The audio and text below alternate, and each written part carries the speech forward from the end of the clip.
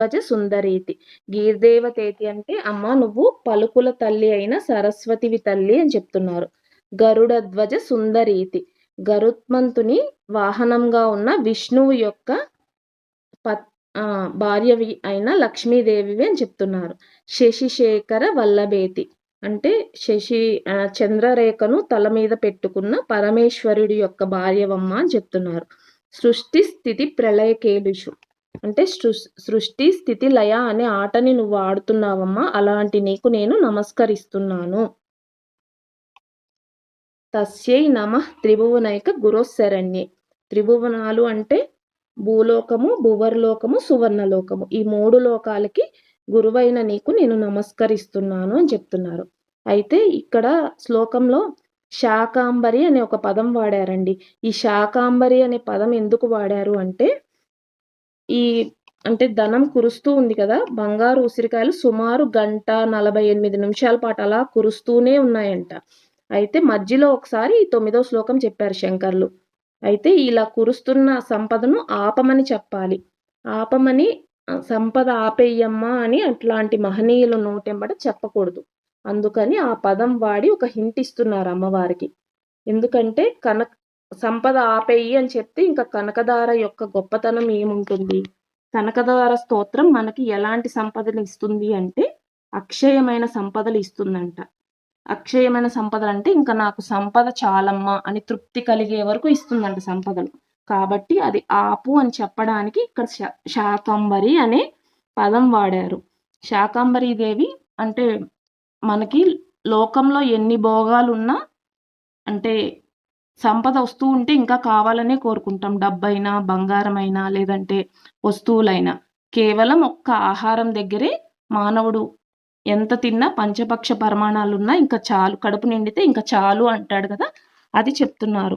అందుకని శాకాంబరి అనే పదం వాడారు ఇక్కడ. శాకాంబరీతి శశిశేఖర వల్లభేతి.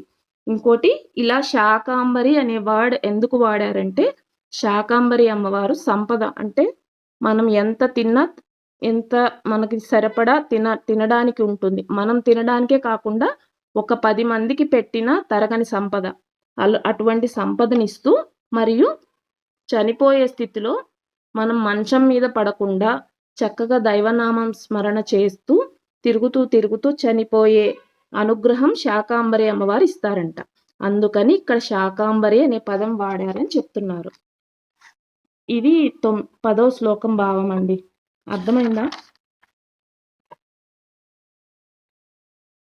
ఓకే అండి. 11వ శ్లోకం చెప్తున్నాను. ఇక్కడ 11వ శ్లోకం నుంచి 15వ శ్లోకం వరకు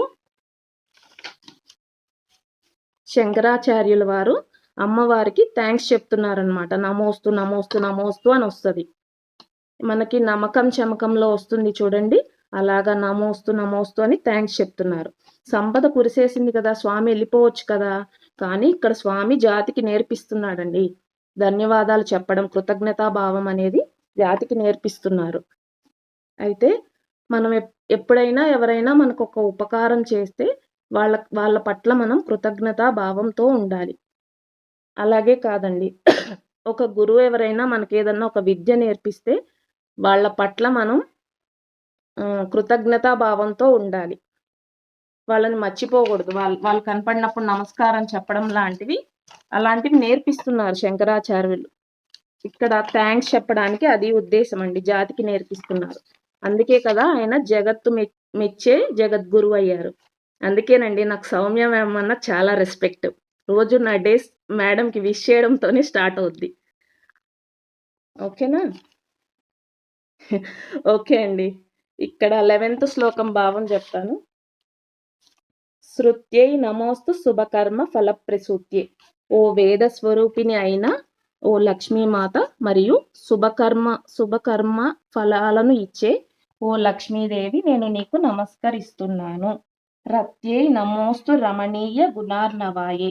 సుందరమైన గుణాల సముద్రం అయిన మాతకు నేను నమస్కరిస్తున్నాను. శక్త్యై నమోస్తు శతపత్ర నికేతనాయే.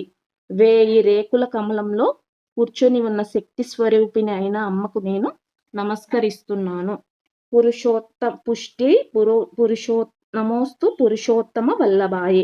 చూడండి, ముందంతా అమ్మవారిని పొగిడి మళ్ళీ లాస్ట్‌లో నారాయణమూర్తికి లింక్ చేసి మళ్ళీ పొగుడుతున్నారు.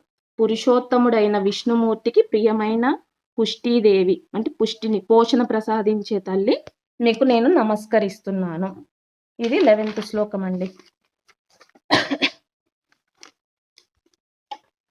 12వ శ్లోకం. నమోస్తు నాలీక నిబాననాయే. కమలం వంటి ముఖము గల తల్లి నీకు నమస్కారం. దుగ్ధోదది జన్మభూమి. నమోస్తు దుగ్ధోదది జన్మభూమి. క్షీరసాగరం నుంచి అవతరించిన దేవి నీకు నేను నమస్కరిస్తున్నాను. నమోస్తు సోమామృత సోదరాయి. సోముడు అంటే చంద్రుడు. చంద్రుడు మరియు అమృతానికి సహోదరి అయిన నీకు నేను నమస్కరిస్తున్నాను. నమోస్తు నారాయణ వల్లభాయి. నారాయణుని ప్రియురాల ఓ లక్ష్మీదేవి నేను నీకు నమస్కరిస్తున్నాను. 13వ శ్లోకం. నమోస్తు హేమాంబుజ పీఠికాయి. బంగారు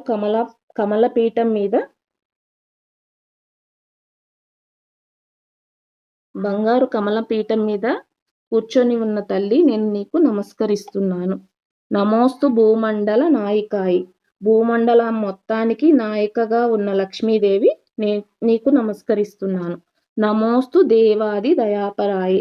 ఏ దేవతలైనా నీ అపారమైన కరుణ చేతే వర్ధిల్లుతున్నారు తల్లి, అటువంటి తల్లి నీకు నమస్కారం.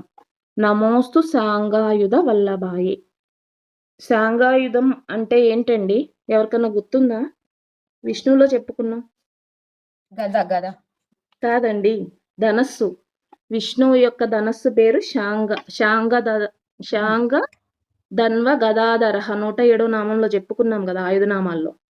అటువంటి శాంగాయుధం ధరించిన విష్ణువు వల్లభ అంటే భార్య అయిన నీకు నమస్కరిస్తున్నాను. ఇదేనండి. ఇక్కడ వరకు భావం అర్థమైందా?